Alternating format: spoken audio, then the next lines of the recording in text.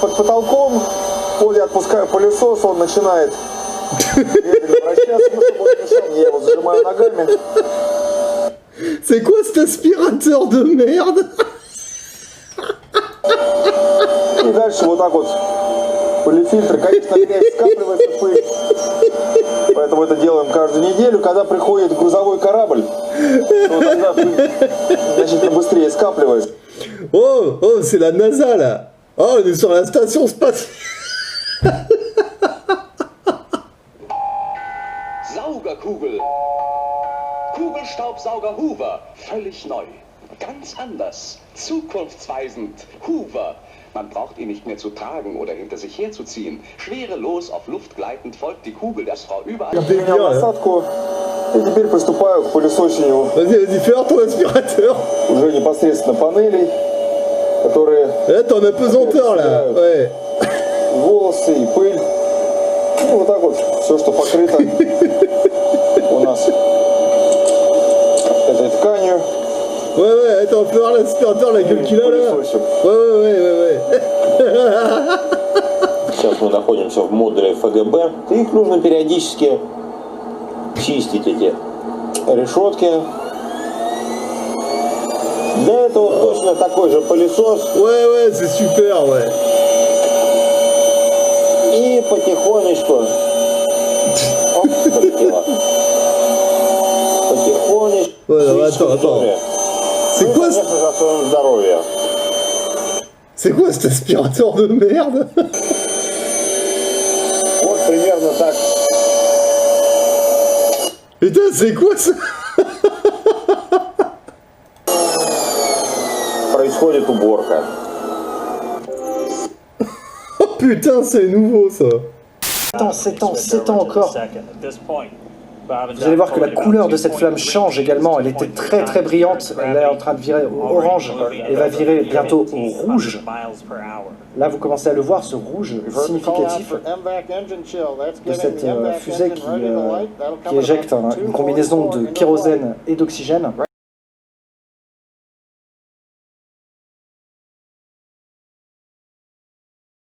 Et séparation du premier étage confirmée, vous la voyez sur les images. À gauche de l'image, ce sont les caméras internes du premier étage. Et à droite, vous voyez le second étage.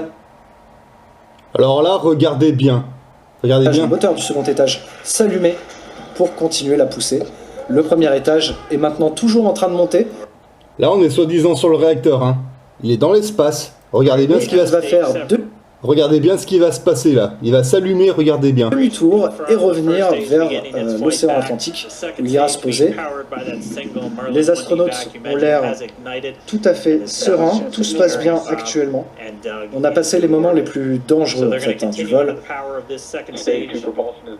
Je vais baisser le son maintenant qu'on va moins entendre les moteurs évidemment. Ils sont officiellement dans l'espace puisque nous avons passé la barrière virtuelle des 100 km qui sépare l'espace de l'atmosphère. Regardez, c'est quoi ça? Ce qu'on appelle la ligne de Kármán. Vous avez vu la souris? Quelques débris encore sur la fusée, des morceaux de glace entre autres qui s'échappent. Il y avait une souris sur le réacteur, vous avez vu? Comme moi.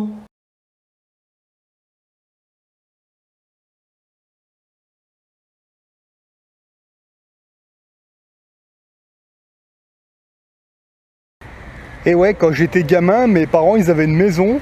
En fait, il n'y avait pas d'aspirateur. En fait, il y avait juste un tuyau en fait qui était rangé dans un placard. Et en fait, pour mettre l'aspirateur en route, il fallait prendre ce tuyau, il fallait le brancher sur une prise murale en fait. Et je sais pas comment ça marchait. Il y a un compresseur qui se mettait en route automatiquement. Et je vous parle de ça, j'avais 15 ans, 16 ans en fait. Donc année 95-96, voilà. Et là, sur la station spatiale, bah, ils ont un aspirateur qui date des années 60. Putain, c'est le délire, quoi. Alors après, je suis d'accord, il y a des gens qui disent qu'ils ont assisté à un décollage de fusée. Je sais plus dans quel pays c'est. Oui, il y en a qui ont vu des fusées décoller. Je suis entièrement d'accord, il paraît que c'est impressionnant. Mais qu'est-ce qui nous dit que c'est le projet qu'on nous dit, en fait, quoi. Bah, vous regardez une fusée décoller, je suis d'accord, ça doit être impressionnant. On nous dit qu'il y a les astronautes dedans, etc., etc. Mais ça, encore une fois, c'est la version officielle. C'est la version qu'on nous propose. Mais qu'est-ce qu'on en sait? Ça se trouve, il n'y a personne dans ces fusées, en fait. Et après, il y a peut-être un autre objectif, mais qui est officieux, on sait pas. La fusée décolle, oui. Est-ce que c'est pour aller sur la Lune ou sur une ISS? Pas forcément. On voit la fusée décoller, oui, mais par contre, c'est quoi le but? Elle va décoller, ouais, mais pourquoi? Qu'est-ce qu'ils essaient de faire au-dessus? On sait pas, on dit aux gens, ouais, il y a les astronautes machin, mais derrière, il y a peut-être un autre truc. Ah ouais, parce que peut-être qu'ils essayent de passer la ceinture de Van Allen, par exemple. Et ils n'y arrivent pas. Alors, donc du coup, comme le test échoue, la fusée, elle va se cracher dans l'océan. Et puis voilà. Et puis on dit aux gens, regardez, elle est dans l'espace, ils sont là-haut, regardez, c'est merveilleux. Puis en fait, la réalité, elle peut être tout à fait différente. Hein. Après, le danger, c'est que pour les gens qui ont toujours été un peu critiques, qui surveillent, moi, personnellement, demain, on me dit, on s'est foutu de notre gueule depuis les années 60. Ouais, ok, hein, ça va. Hein. Moi, j'en suis sûr et certain déjà, donc j'en suis quasiment sûr. Et par contre, pour le mec qui est convaincu, le jour où ça va être officiel, que ouais, ils sont foutus de notre gueule, alors lui, il va tomber de haut. Et c'est peut-être pour les gens comme ça, justement, qu'il y a les camps FEMA et le reste. Parce qu'il y en a qui vont péter un plomb, avec toutes ces vérités qui vont tomber, là. Il y en a, ça va leur faire mal, je pense. Mais c'est vrai que ce qui est énervant, déjà, juste ça. Tu montres ça aux gens, surtout ceux qui sont à fond dans les machins là comme ça là. Putain, tu leur montres, regarde, il y a une souris qui se balade sur le réacteur. C'est impossible. C'est impossible. Tu montres ça aux gens, non mais voilà, ils vont t'insulter, machin, mais regarde avec tes yeux, bordel. Regardez avec vos yeux. Vous voyez bien qu'il y a un problème. Vous pouvez pas le nier ça. Vous allez pas me dire que c'est un bout de papier ou une connerie, non, ça se voit très bien que c'est une souris ça. Ah la vache. Non, les gens, vous pouvez leur montrer la vérité dans la gueule. Les gens ne bougent pas, ils sont là. C'est sûr, c'est pas dur de vous faire croire qu'il y a un virus et puis que votre masque en papier il va l'arrêter. Hein. Putain, c'est presque aussi con quoi. Ouais bon, c'est comme ça. Hein. Regardez ça, cette vidéo, elle a été faite il y a 2 mois de ça. Regardez la combinaison des mecs. Etc. C'est ouvert, donc là c'est pareil. Regardez les combinaisons des mecs. Donc ça, c'est anti-radiation, ça. Ça pèse pas 150 kilos, ça, une combinaison comme ça. Regardez la gueule du casque, on dirait un casque de moto, quoi. Et ça, c'est il y a 2 mois, hein. Donc si ces combinaisons sont autant anti-radiation, je repose ma question, pourquoi ils n'équipent pas les casernes de pompiers et les mecs qui travaillent sur les sites à risque technologique? Je sais pas. Ça les protège de quoi? Des radiations comme des... Ça les protège de quoi? Des combinaisons comme ça? Regardez la gueule des casques. Oh, c'est des casques de moto, ça. Mais même un motard, il met pas un casque comme ça. Putain, qu'est-ce que c'est que cette histoire encore là? Au moment des oh, les gueules. Il faut savoir qu'il y avait... Oh, ils sont sous MK Ultra, les mecs, là, ou quoi, là? Et l'autre, il a ses lunettes dans le casque. Ah, regarde! Il paraît qu'il faut faire des tests physiques incroyables. Regarde, les mecs, ils ont tous des lunettes. Ah non, lui, il en a pas. Lui, il a des lunettes. Ok, d'accord. Donc, s'il a des lunettes, c'est qu'il a un problème de vue.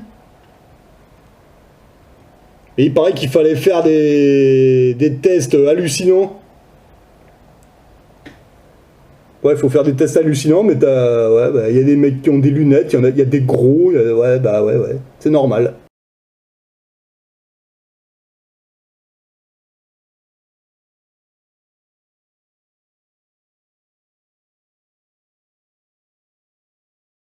Под потолком, в поле отпускаю пылесос, он начинает медленно вращаться, чтобы он мешал мне, я его зажимаю ногами. Voilà. Je lave le Soyouz. Voilà. Comme ça. Voilà. Alors après, c'est pareil. Il y en a certains qui vont se dire « Ah, mais pourquoi il ferait ça ?» En admettant que tout ça soit une supercherie comme je le pense, mais bon, il y en a qui diraient « Mais pourquoi? Pourquoi ferait-il ça ?» Il y a le premier truc, déjà, ça peut être une histoire de thunes, parce que bon, il y a des gens qui donnent, ça coûte aux impôts, ouais, Thomas Pesquet, il a dit, ça coûte 10 € par Français, hein. Putain, heureusement que je paye plus l'impôt, moi. L'impôt des nounours. Donc Thomas Pesquet, déjà, c'est plus mon problème, techniquement, je l'ai viré, avec tout le reste.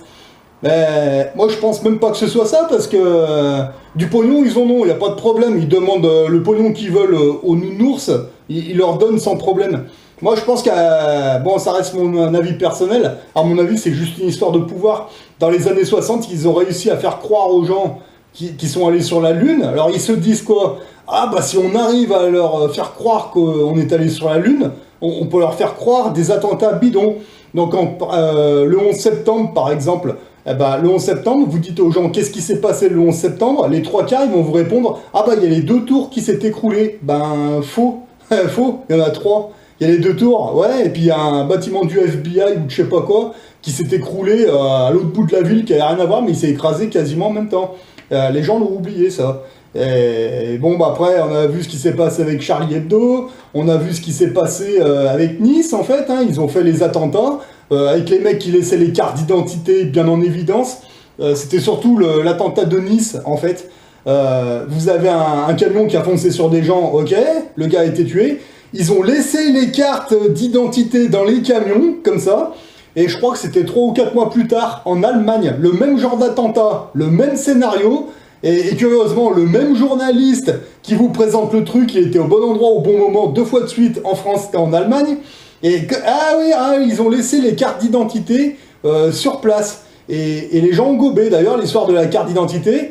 Le 11 septembre, c'était la première fois qu'ils avaient fait ça. Oh, on a retrouvé le passeport du pilote, ah bah dis donc, gna gna gna. Ouais, ben ça a été à Nice, en Allemagne. Bon, les gens croient, et les gens ont gobé ça en fait. Et là maintenant, les gens vont jusqu'à gober un virus qui n'existe pas, ils se sont tous mis un masque sur la gueule. Donc après, là, il y a Thomas Pesquet qui va arriver, ils vont nous refaire un beau cinéma sur Mars. Et si le deuxième cinéma sur Mars, ça passe, au niveau du peuple, et bah après, qu'est-ce qu'ils vont vous faire croire? Et c'est ça le problème. Et ouais, puis peut-être que s'ils font ça, c'est juste pour pouvoir tester un petit peu le QI en fait de la population. Parce que là, ils nous disent que Thomas Pesquet nous dit que là, il va être en entraînement pendant 1 an pour partir sur Mars en 2021. Mais moi, qu'est-ce qui me dit qu'ils sont pas en train de tourner le film en ce moment? Tu vois, ils préparent tout, puis après, ben, quand ce sera le jour J, bah, peut-être que bah, ils vont simplement vous lancer le film, c'est tout. Et les gens, ils vont être là, ah là là, oh là là. Et puis s'ils voient que la population, bah, ils gobent, et ben, après, bah, ils peuvent mettre en place leur nouvel ordre mondial, faire croire ce qu'ils veulent à la population, et de toute façon, ça marche. Déjà, ils ont réussi à faire croire aux gens qu'il y a des terroristes qui sont assez cons pour laisser leur carte d'identité sur place avant de se barrer. Ben, moi je me dis, moi je suis Pépé Rothschild ou une bestiole là-haut, je me dis, mais s'ils sont assez cons pour croire une connerie comme ça, c'est bon, on peut leur faire une belle jolie petite histoire, et à côté mettre en place le nouvel ordre mondial, ils vont tous aller se mettre des masques, ils vont tous aller se vacciner, se pucer, et ils vont filer bien droit. Donc après, moi c'est ce que je me dis, après, je sais pas, hein, mais techniquement on a quand même le droit de se poser la question, quoi. Enfin bon, après... voilà, mais bon, moi, leur histoire de station spatiale, honnêtement, moi, personnellement, moi, je trouve ça pue du cul, cette histoire. Mais bon, après, à chacun de voir, c'est vous qui voyez, hein, vous avez le droit d'être dans la croyance comme vous voulez. Moi, j'essaie d'être dans le savoir comme je peux, mais c'est vrai que ces trucs-là, on peut pas visiter sur place, c'est un peu dommage. Voilà. Allez, à vous de voir, et puis essayez de réfléchir un petit peu, quoi.